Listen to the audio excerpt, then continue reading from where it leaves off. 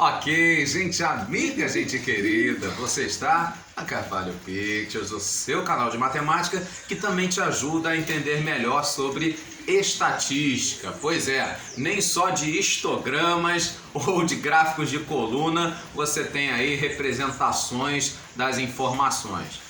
Para você que estuda estatística para concursos públicos, você precisa conhecer outros tipos de representações também. Uma delas, no caso aí, o chamado gráfico de ramo e folhas.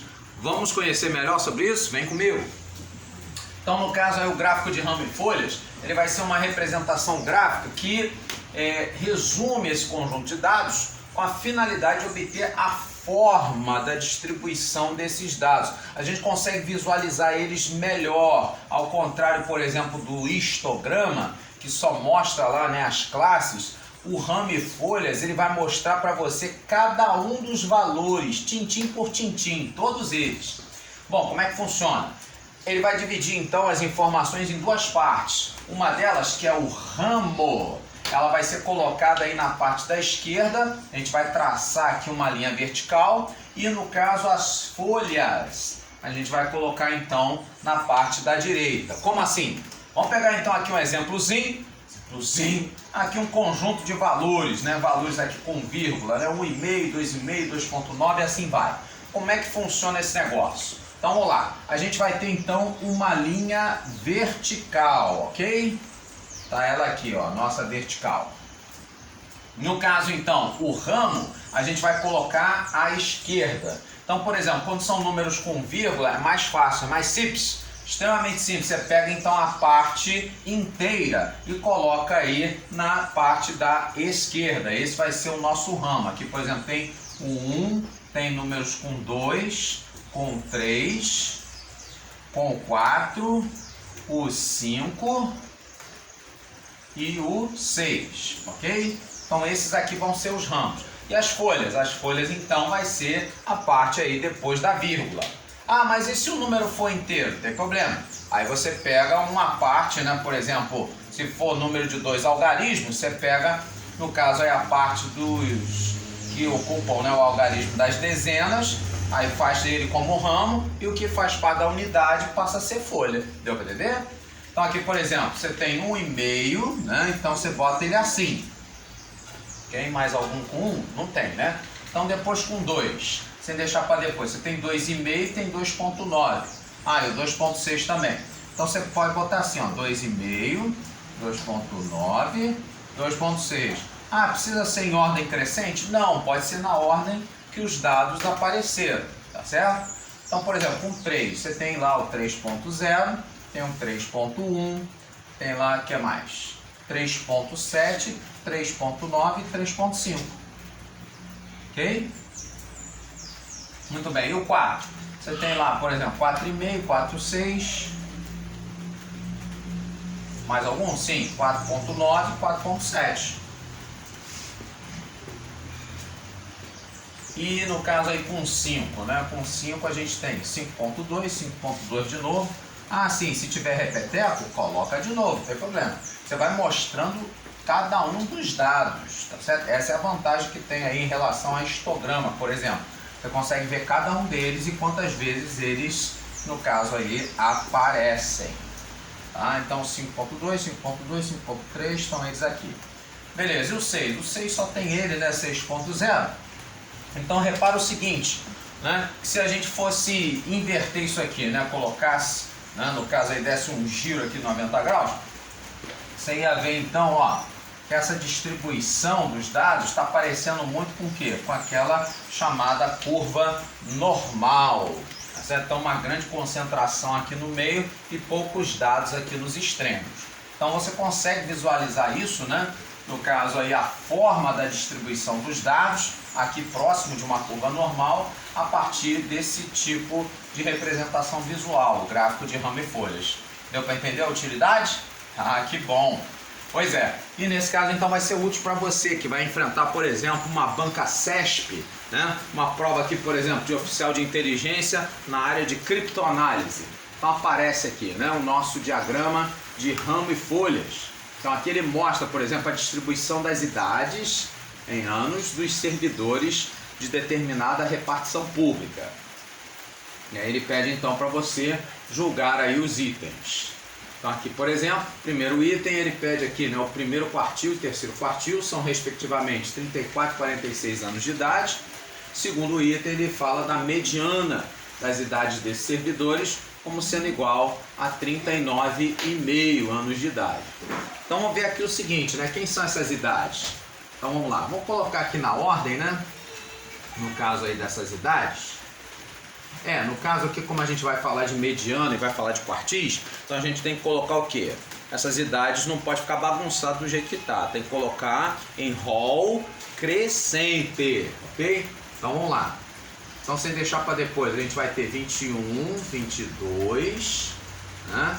23 anos de idade e 26, ok? São essas 4 idades que aparecem aqui em torno de 20 anos. Depois, na casa dos 30, teremos 33, o mais novinho, 34, depois 35, 38, 37, primeiro, né? Isso, no caso então 37, justo, e depois 38, ok? Legal, depois na casa dos 40, então você vai ter 41, 42, 46 duas vezes, depois 49, né? Então você vai ter lá 1, 2, 3, 4, 5 idades, ok. E depois na casa dos 50 tem lá, né, o 5.0, 5.2, 5.4, opa, 5.4,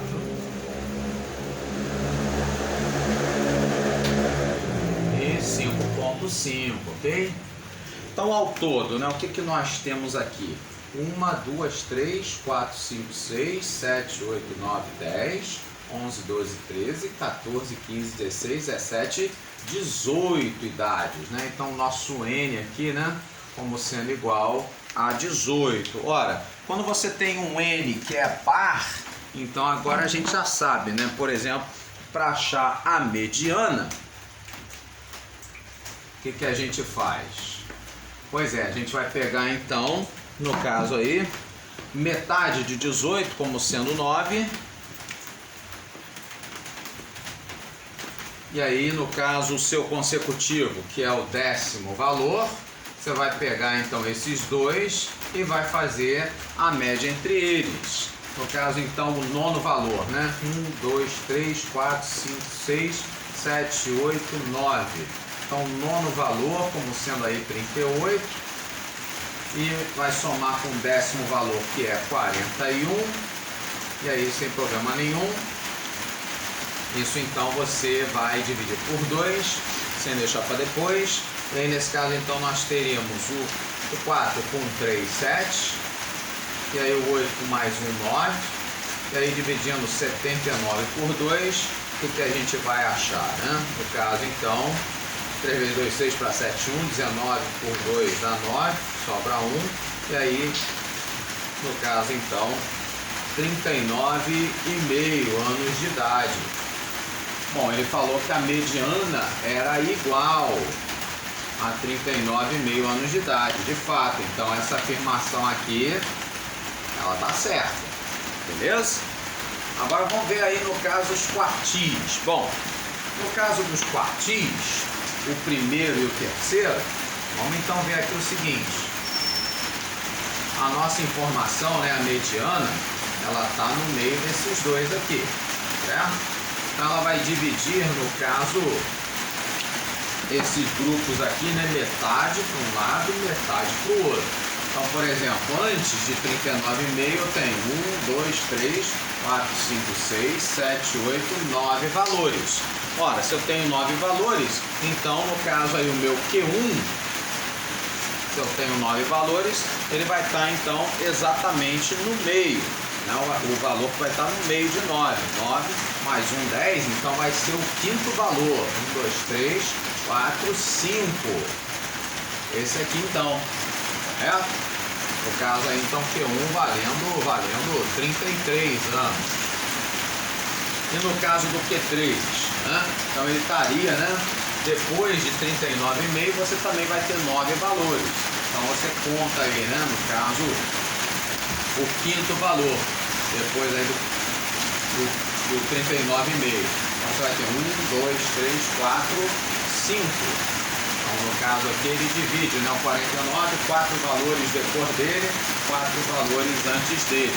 Então no caso aí o Q3 sendo 49 anos e o Q1 33, ele diz que seria 34 e 46, não, nesse caso não, aí essa afirmação ela vai estar errada.